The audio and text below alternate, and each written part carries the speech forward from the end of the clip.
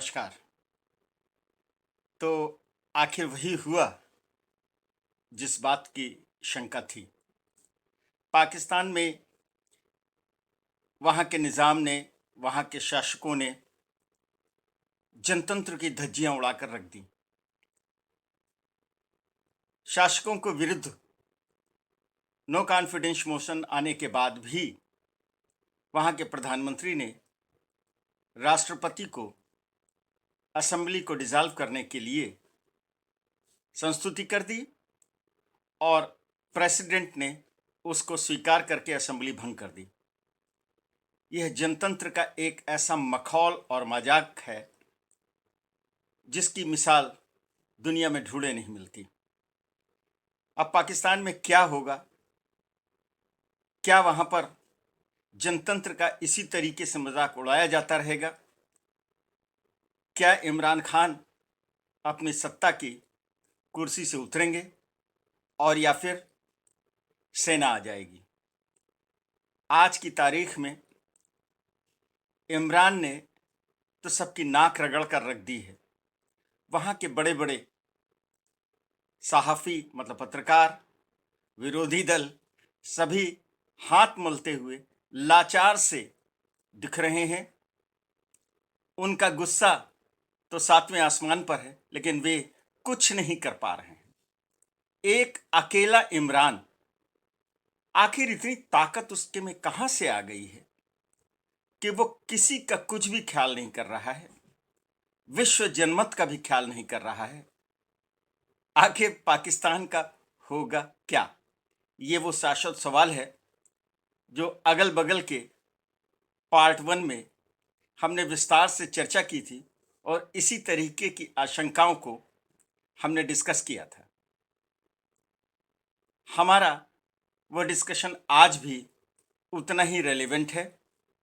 तो आइए देखते हैं अगल बगल का पार्ट 2। जी निर्भय जी। जी, पाकिस्तान में फौज का ही दबदबा था और दबदबा है, दबदबा रहेगा, यही कह सकते हैं जी हम लोग। तो आगे बढ़ते हैं। तो आगे मैं ये जानना चाहूंगा कि नए सरकार आने से तो पाकिस्तान में क्या कुछ आपको लगता है कोई परिवर्तन होगा? नई सरकार पहली बात तो लग रहा है कि नई सरकार आएगी, ऐसी संभावना तो लग रही है कि आएगी। तो क्या कुछ कोई बड़ा परिवर्तन होगा पाकिस्तान का? जी जी। देखिए, ये एक पॉजिटिव चीज है, सकारात्मक सोच है। कल क्या होगा ये तो वाकई किसी को नहीं मालूम, लेकिन कुछ परिवर्तन आएगा। जो परिवर्तन नहीं आएगा, कम से कम तुरंत तो नहीं आएगा। जाहिर सी वो तो जाना जा सकता है कि उनकी यहाँ की महंगाई कम नहीं होगी, हम्म, उनके यहाँ गुंडई बदमाशी ये सब कम नहीं होगी। हम्म, लेकिन हाँ, एक चीज है कि इमरान के जाते ही जो आज पाकिस्तान पूरे विश्व में एक जोकर के रूप में देखा जाता है और उसको कोई गंभीरता से नहीं लेता, उसकी बात नहीं सुनता। आपको मालूम ही है कि इमरान की सरकार गिरने जा रही है हम्म, और आज तक इमरान जो है बाइडेन के फोन का इंतजार करते रहे और बाइडेन ने फोन नहीं किया। नहीं जी। इमरान ने बीसियों बार प्रधानमंत्री मोदी को फोन किया और आज तक मोदी ने उनका फोन नहीं उठाया। यह एक जोकर की स्थिति है, हंसने की स्थिति है, हास्यास्पद स्थिति है। इसमें सुधार आएगा। इसमें शहबाज शरीफ जो है वो वहां के प्रधानमंत्री अपोजिशन पार्टियों ने अपनी तरफ से मनोनीत किया है। अगर वो बन जाते हैं तो शहबाज शरीफ का अपना एक व्यक्तित्व है और उनके पीछे नवाज शरीफ का पूरा परिवार है। एकदम से जैसे बिजली का बटन दबाते हैं उस तरीके से पाकिस्तान की अहमियत बढ़ जाएगी, रिलायबिलिटी बढ़ जाएगी। मैंने जो अनस्टेबल का तो स्टेबिलिटी आ जाएगी। फिर अमेरिका से पाकिस्तान के संबंध बहुत खराब हैं और इमरान खान के हटते ही अमेरिका से संबंधों में जो एकदम ठंडक पड़ गई है उसमें थोड़ी बहुत गर्मी आएगी, आएगी पक्का है। अब आइए चाइना। चाइना में चाइना और इमरान खान का 36 का आंकड़ा। इमरान खान को ऐसा लगता था कि नवाज शरीफ के समय में ये सीपैक का काम शुरू हुआ था, हम्म, तो इसमें नवाज शरीफ ने जरूर बहुत पैसा पैदा किया होगा। दरअसल इमरान खान स्वभाव से ये एक बहुत गंदा आदमी है। वो अगर सोचेगा भी तो गंदा सोचेगा, कभी अच्छा नहीं सोचेगा। इस समय हम लोग इमरान खान की कोई आलोचना करने की स्थिति में नहीं बैठे हैं, मूड में नहीं बैठे हैं, लेकिन फैक्ट यही है कि उसको ये लगता था कि इसमें नवाज शरीफ ने पैसा बहुत बना लिया है, तो वो जैसे ही सत्ता में आया था वैसे ही उसने डिक्लेयर किया था कि सीपैक के इस पूरे प्रोजेक्ट को हम रिव्यू करेंगे। यह बात चीनियों को बहुत बुरी लगी थी, बहुत बुरी लगी थी। और उसके बाद इसने एक इन्वेस्टिगेशन करके अपने यहाँ के कुछ पाकिस्तानी अफसरों को जो उसमें संलग्न थे इस प्रोजेक्ट में, उनको भ्रष्टाचार के आरोप में गिरफ्तार किया था और ये आरोप लगाया था कि उनको चाइनीज अधिकारियों ने घूस दिया था, करप्शन किया था। यह बाद में चीनियों को बहुत बुरी लगी थी, क्योंकि उससे विश्व में उनकी गुडविल खराब हुई थी कि उनके अधिकारी दूसरे देशों में जाके काम करते हैं, वहां के लोगों को करप्ट करते हैं। इस पर उन्होंने अपना बड़ा विरोध भी जताया था। दरअसल ये बहुत बड़ा प्रोजेक्ट है, इसमें चाइना का बहुत ज्यादा पैसा लगा है। चाइना एकदम से इससे हाथ नहीं खींच सकता, लेकिन इमरान के समय में 4 साल से ये प्रोजेक्ट करीब करीब बंद है। सत्ता परिवर्तन होने के बाद उम्मीद है कि इसमें सुधार आएगा, क्योंकि शहबाज शरीफ रहेंगे तो शहबाज शरीफ का सिर्फ एक चाइना का विजिट होना है, उनको कुछ एश्योरेंसेस देने हैं और उसके बाद इस पे काम शुरू होगा। अगर इस पर कुछ काम शुरू होगा तो पाकिस्तान की कुछ आर्थिक स्थिति में भी सुधार आएगा। ये तो हुई एक छवि की बात। देखिए, छवि में ही सुधार आएगा और इमरान खान पूरे देश में अव्यवस्था उत्पन्न कर देने की पूरी कोशिश करेंगे, लेकिन चूंकि सेना का भी सहयोग नहीं है और शहबाज खान, नवाज शरीफ एक कड़े प्रशासनिक अधिकारी भी हैं, तो मुझे उम्मीद है कि इनके इस प्रदर्शन की और इस जलसे की जो है वो हवा निकल जाएगी और देश में भी कुछ शांति हो जाएगी। हाँ, महंगाई इतनी जल्दी कम नहीं होगी। दरअसल शहबाज शरीफ या जो भी पार्टी आती है, उनका ये उद्देश्य नहीं है कि इस शासन को वो ज्यादा समय तक चलाएं।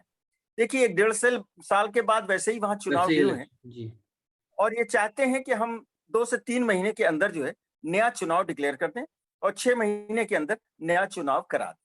बड़ी समस्या है कि जो सरकार इस समय आएगी, जैसे शरीफ की सरकार अगर आ जाती है, तो वो जनता के गुस्से को झेल नहीं पाएगी।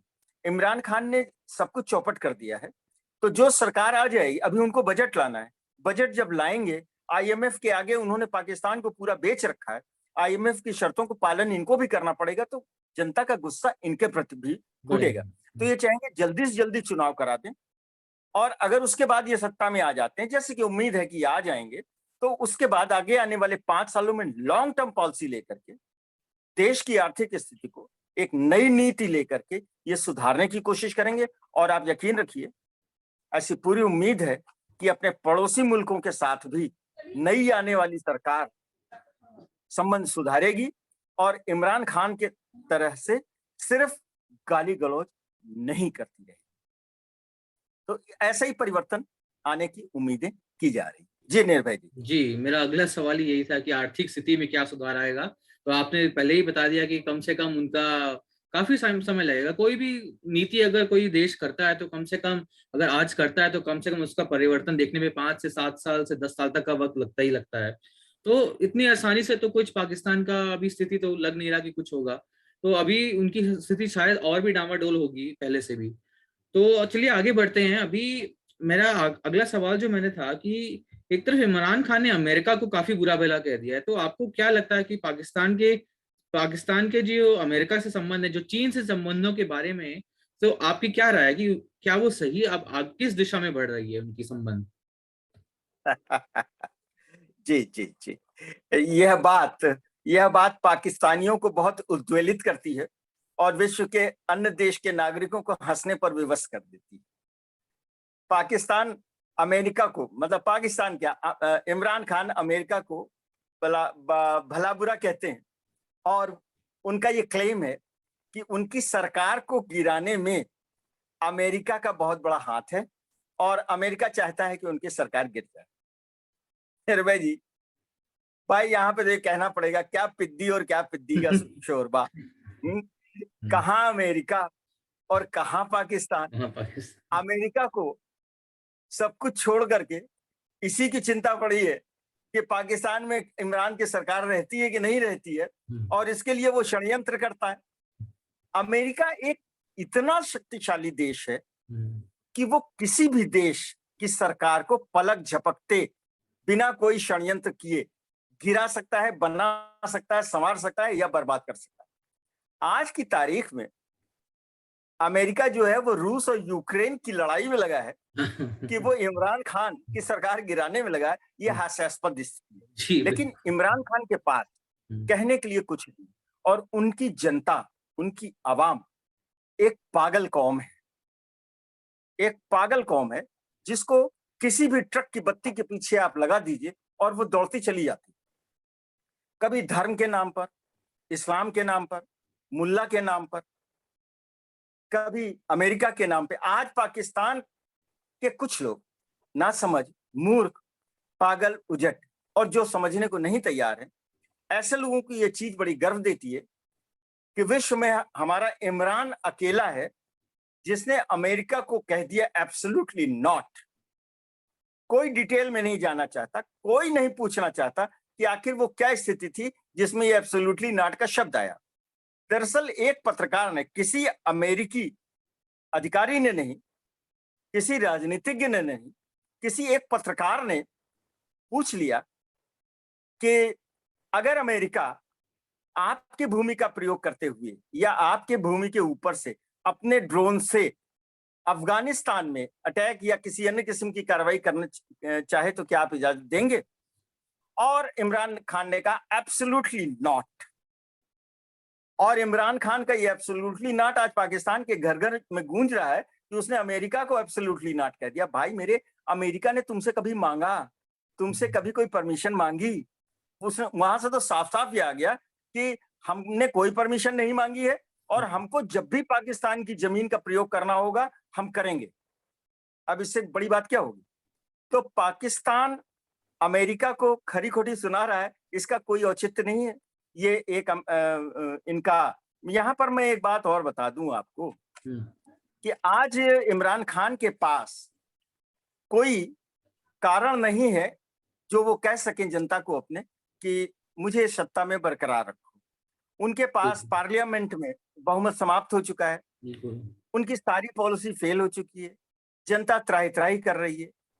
वहां पर बिजली का भाव जो है वो असीमित ऊंचाइयों को छू रहा है, पेट्रोल का दाम कहीं है, डॉलर कहीं से कहीं पहुंच गया है।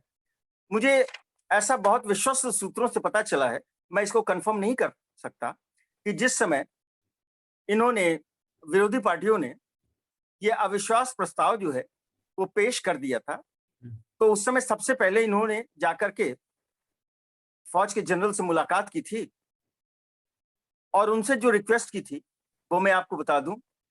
इन्होंने उनसे रिक्वेस्ट की थी, ये पुष्ट समाचार नहीं है, उन्होंने उनसे रिक्वेस्ट की थी कि आप हिंदुस्तान के किसी बॉर्डर पर युद्ध भड़का दीजिए।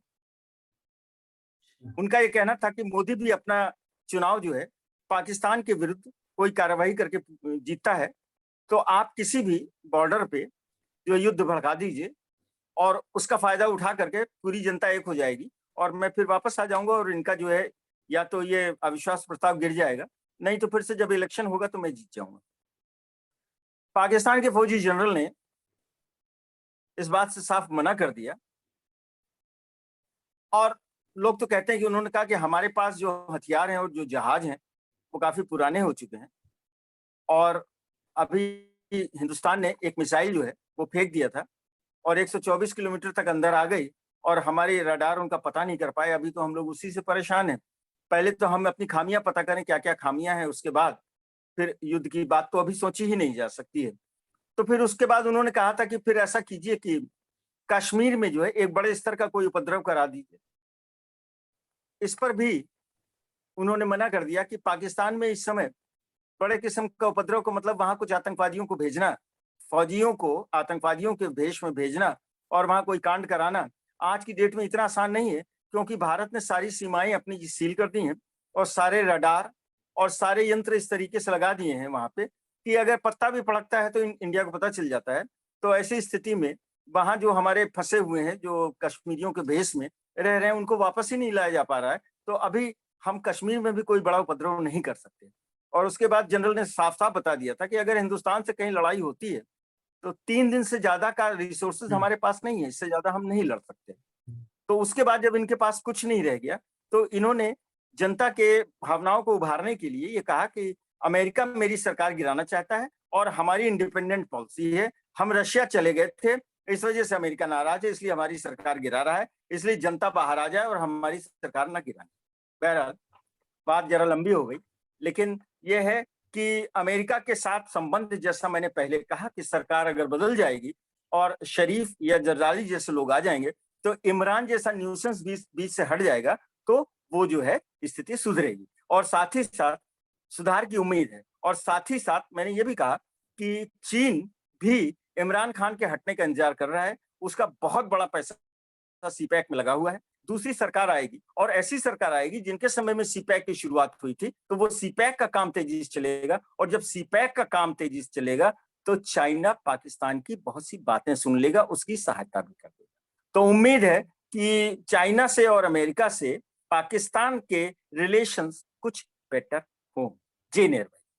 जी, आपने बहुत ही बड़ी बात बोली कि ये युद्ध का भड़काना और दोबारा से कश्मीरियों पे हमला, ये हाँ, ये अगर ऐसा करने की सोच सकते हैं कोई तो फिर क्या ही बता सकते हैं उनके बारे में। तो चलिए आगे बढ़ते हैं, अब वो सब बात। कुछ सोच सकते हैं निर्भय जी। जी, हाँ जी, बोलिए, आगे बढ़िए। ये आगे अभी बढ़ते हैं पाकिस्तान और अफगानिस्तान के बारे में। तो ऐसा पता चला है कि टीटीपी ने अपनी कार्रवाई तेज कर दी है और हर दूसरे तीसरे दिन कम से कम 5 से 20 पाकिस्तानी फौजियों को मार दिया जा रहा है। तो पाकिस्तान अफगानिस्तान में आपकी क्या राय है? हाँ देखिए, क्या है कि इसमें भी हमारे हर दिल अजीज हीरो कप्तान इमरान खान बीच में आते हैं। दरअसल क्या है कि इमरान खान किसी समय अपने आप को तालिबान खान कहा करते थे और चाहते थे कि उनको तालिबान खान के नाम से जाना जाए। लेकिन मुसीबत यह है कि यहां भी पाकिस्तान और इमरान सिर्फ अपना स्वार्थ देखता है। आपको मालूम होगा कि आज तक अफगानिस्तान को पाकिस्तान ने भी रिकॉग्निशन नहीं किया है, दुनिया के किसी देश ने रिकॉग्निशन नहीं किया है। लेकिन अफगानिस्तान ये चाहता था कि पाकिस्तान कम से कम उन्हें रिकॉग्नाइज करे और उसके बाद कुछ और इस्लामिक देश उनको जब रिकॉग्नाइज कर लेंगे और उनके में स्टेबिलिटी आ जाएगी तो धीरे धीरे अन्य देश भी उनको रिकॉग्नाइज करना शुरू कर दें। लेकिन सऊदी अरब का बहुत बड़ा दबाव था पाकिस्तान के ऊपर कि अफगानिस्तान को ना स्वीकार किया जाए, अभी रिकॉग्नाइज ना किया जाए। इमरान खान ने दुनिया भर से अफगानिस्तान के नाम पर मदद ली है, लेकिन इस मदद का बहुत कम हिस्सा अफगानिस्तान तक पहुंच सका है और अफगानिस्तान को पाकिस्तान ने, उसकी स्थिति ही नहीं है, पाकिस्तान के पास कुछ है ही नहीं है कि वो सहायता कर सके, उन्होंने सहायता नहीं की। पाकिस्तान और अफगानिस्तान के बीच में सबसे बड़ा जो एक झगड़े की जड़ है, मिसअंडरस्टैंडिंग है, वो है Durand line. Durand line, Pakistan कहता है डूरंड लाइन के एक तरफ पाकिस्तान है और डूरंड लाइन के दूसरे तरफ अफगानिस्तान है। लेकिन अफगानिस्तान ने कभी भी डूरंड लाइन को माना ही नहीं। उसने ये कहा कि पख्तूनिस्तान अफगानिस्तान का हिस्सा है। पख्तूनिस्तान वो हिस्सा है पाकिस्तान का या वो भूभाग है जहां पर की अफगानी बोली जाती है, जहां के लोगों की रिश्तेदारियां अफगानिस्तान में है, जहां का रहना, खाना, पीना, सोचना, धर्म, साहित्य सब कुछ जो है अफगानिस्तान जैसा ही है। तो अफगानिस्तान कहता है कि ये पख्तूनिस्तान हमारा है। इसको आजाद कराने के लिए बहुत समय से सशस्त्र संघर्ष चल रहा है। तहरीके तालिबान का एक बहुत बड़ा गुट काफी पहले से पाकिस्तान के विरुद्ध सशस्त्र लड़ाई कर रहा है जिससे वो आजाद करा ले। और अफगानिस्तान में लड़ने वाले तालिबान भी अपने आप को तहरीके तालिबान कहते हैं, तो पाकिस्तान ने उनका नाम दिया तहरीके तालिबान अफगानिस्तान, जो अफगानिस्तान में अमेरिका से लड़ रहे हैं, और तहरीके तालिबान पाकिस्तान, जो पाकिस्तान में लड़ रहे हैं। साथ ही उन्होंने कहा तहरीके तालिबान अफगानिस्तान जो अमेरिका से लड़ रहे हैं वो गुड टेररिस्ट हैं, और तहरीके तालिबान पाकिस्तान जो कि पाकिस्तान से लड़ रहे हैं वो बैड टेररिस्ट हैं। इस तरीके की बातें नहीं चलती। और पाकिस्तान की इस दुरंगी नीतियों को देख करके अफगानिस्तान के इन लड़ाकों ने एक वार डिक्लेयर कर दी है, और जिसमें सहयोग जो है तहरीके तालिबान अफगानिस्तान, जिनकी इस समय अफगानिस्तान में सरकार है, उनका भी सहयोग है। क्योंकि इधर कुछ ऐसे हथियार टीटीपी के पास से पकड़े गए थे जो अमेरिकी हथियार थे, अल्ट्रा मॉडर्न हथियार थे, और वो जो है उनको मिले तो जो अमेरिकी अपने हथियार छोड़ गए थे वो टीटीए ने, अफगानिस्तान के तहरीके तालिबान ने वो टीटीपी को दे दिए, जिनके द्वारा वो अटैक कर रहे हैं पाकिस्तान के ऊपर। ये अटैक चलेगा, कोई भी सरकार आ जाए, इवन फौज भी अगर सरकार बना ली अपनी, क्योंकि वो लड़ाके हैं, वो मरना जानते हैं, सिर्फ मारना जानते हैं और फिर मरना जानते हैं। ये लड़ाई चलेगी और वो दिन दूर नहीं है, वो दिन दूर नहीं है जबकि पख्तूनिस्तान को वो आजाद करा के अफगानिस्तान का हिस्सा बना ले। तो अफगानिस्तान और पाकिस्तान के बीच में ये मिसअंडरस्टैंडिंग चलेगी, लड़ाई चलेगी, और डर है पाकिस्तानियों में, कुछ फौजी ऐसे हैं जिनका ये विचार है कि अफगानिस्तान से उनकी लड़ाई 1 से 1.5 साल के अंदर स्टार्ट हो जाएगी। ये बहुत बड़ी चिंता की बात है पाकिस्तान। जी निर्भय।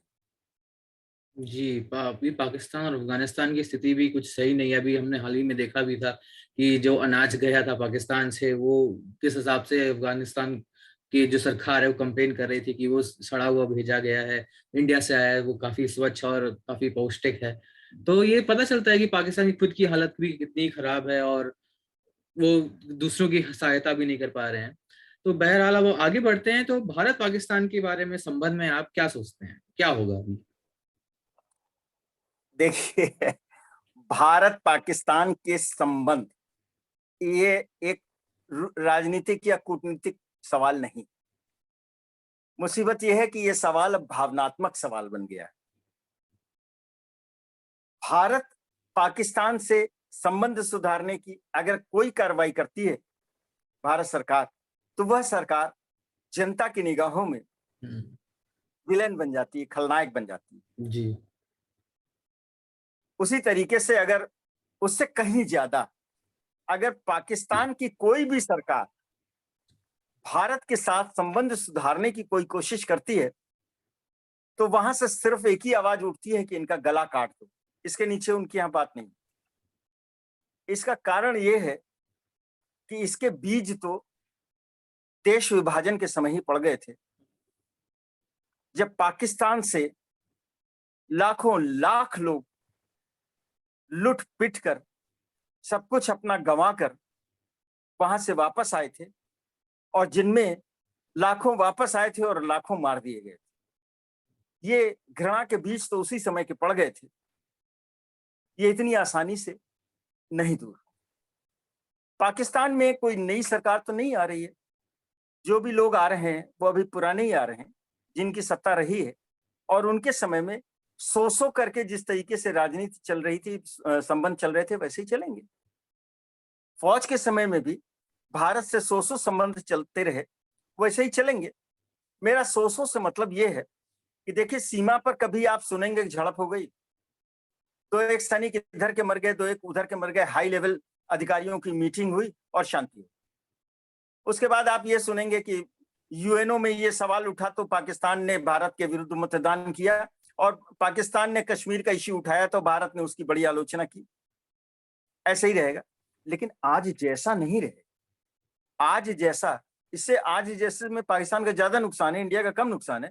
ट्रेड वेट चलता रहता है इंडिया पाकिस्तान के ऊपर, डायरेक्ट ट्रेड चलता है। वाघा सीमा से हमारे आलू, टमाटर, प्याज, दवाइयां, शीशे के सामान, ये सब जाते रहते हैं उधर से, और उधर से भी कुछ आते हैं, आम वाम आते हैं, मतलब बहुत नॉर्मल सी चीजें आती हैं। कुछ दालें भी शायद हम भेजते हैं वहां। तो इस तरीके का ट्रेड फिर चालू हो जाएगा। मतलब कहने का यह कि कोई बहुत बड़ा वार नहीं होगा, लेकिन स्थिति बहुत अच्छी भी नहीं रहेगी। अब कूटनीतिक स्तर पर क्या होता है, मोदी जी ने एक बार बड़ा प्रयत्न किया, उन्होंने मुंह की खाई, तो मुझे नहीं लगता कुछ ऐसा करेंगे। लेकिन 2024 में अगर मोदी जी आ जाएं, ये पाकिस्तान की बात नहीं है, अपने देश की बात है। और विभिन्न चैनलों पर जब मैं उस स्थिति को एनालाइज करता हूं कि 2024 में अगर मोदी जी आ जाते हैं तो क्या होगा, तो और अगर नहीं आते हैं तो क्या होगा? तो मैं ये कहता हूं कि अगर 2024 में आ जाते हैं तो पाकिस्तान से संबंध सुधारने की बहुत बड़ी कार्रवाई करेंगे, 2024 तक नहीं करेंगे। बहरहाल वो हमारा इश्यू नहीं है। तो मैं यही कहता हूं कि भारत और पाकिस्तान के संबंध घिसट घिसट के चलते रहे। जी निर्भय।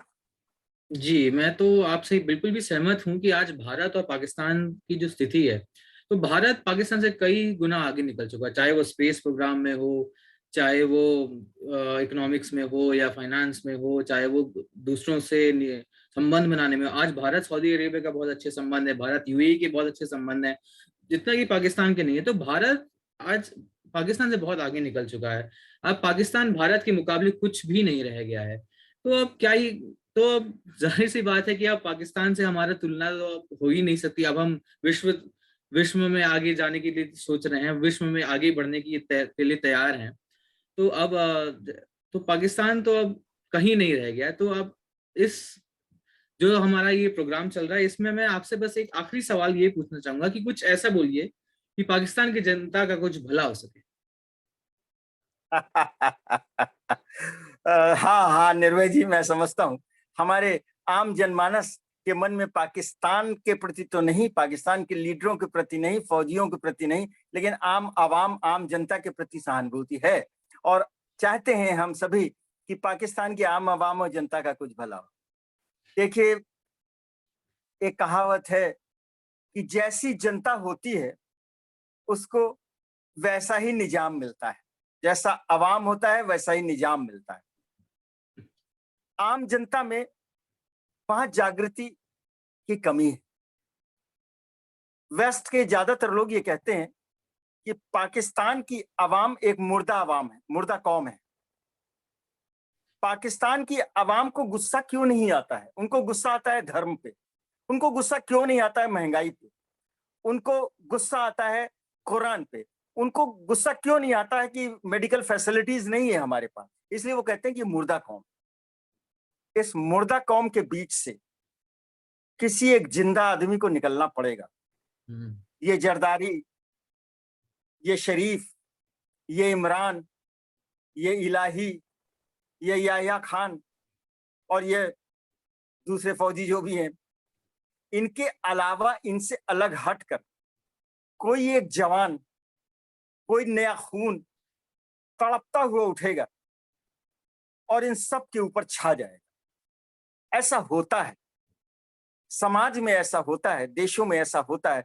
जब चीजें अति पार कर जाती हैं तो यही होता है। और वो जब आता है तो वो पूरी कौम उसके आगे बिछ जाती है और पूरी कौम उठा लेती है एक अहद, एक कसम उठा लेती है, अपने लिए नहीं, अपने देश के लिए, अपनी जनता के लिए, अपने साथियों के लिए।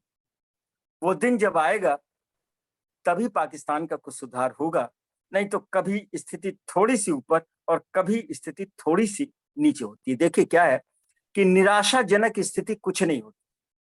अमेरिका ने जापान पर जब एटम बम गिरा दिया था और जापान तबाह हो गया था, तो कोई सोचता नहीं था कि जापान कभी कोई आर्थिक शक्ति बन पाएगा। लेकिन आप जानते हैं कि आज दुनिया की गिनी चुनी आर्थिक शक्तियों में जापान है। तो जापान कैसे उठ खड़ा हुआ? इसी जज्बे से उठ खड़ा हुआ जिस जज्बे की मैं बात कर रहा हूं। और जब तक ऐसा आदमी, ऐसा पुरुष, ऐसा जज्बा नहीं आता पाकिस्तान में, पाकिस्तान की जनता पिसी हुई रहेगी। 19-20 कभी सुधार और कभी न सुधार चलता रहेगा और स्थितियां ऐसी ही रहेंगी। 70 साल उन्होंने बिता लिए हैं, हो सकता है 70 साल और बिता लें। या एक बड़ा कटु सत्य है जो कि मैं बोल दूं कि हो सकता है कि अगले 70 साल या उनसे कम सालों में पाकिस्तान के 3-4 और टुकड़े हो जाएं। और जिस तरीके से बांग्लादेश अलग होकर के आज संपन्न हो गया, उसी तरीके से पाकिस्तान से अलग होकर के टुकड़े संपन्न होने की कोशिश करें। मैं क्या कहूं, ज्यादा कहना नहीं चाहता इस मामले में, किसी देश के टुकड़े होने वाली बात करना अच्छा नहीं है, लेकिन शायद यही पाकिस्तान का एक सॉल्यूशन। जी निर्भय जी, बिल्कुल सहमत हूँ आपकी बातों से कि जब तक कोई उनके ही आवाम से नहीं उठ के आएगा उनके लिए, तब तक पाकिस्तान का कुछ भी नहीं हो पाएगा। तो अब यही स्थिति है, देखते हैं कि कल क्या होगा। जो आखिरी बॉल वाले कप्तान है, क्या कुछ नया कुछ कर पाएंगे? लग तो नहीं रहा कि ऐसा कुछ होगा। तो इसी के साथ हम यहीं पे अपने इस कार्यक्रम को अब समाप्ति पे लाते हैं और आपका तहे दिल से शुक्रिया करते हैं कि आज हमने आपसे बात की और आपके विचारों से हम आपका हमारा हमसे अपना विलय किया। उसके लिए धन्यवाद सुकेश जी।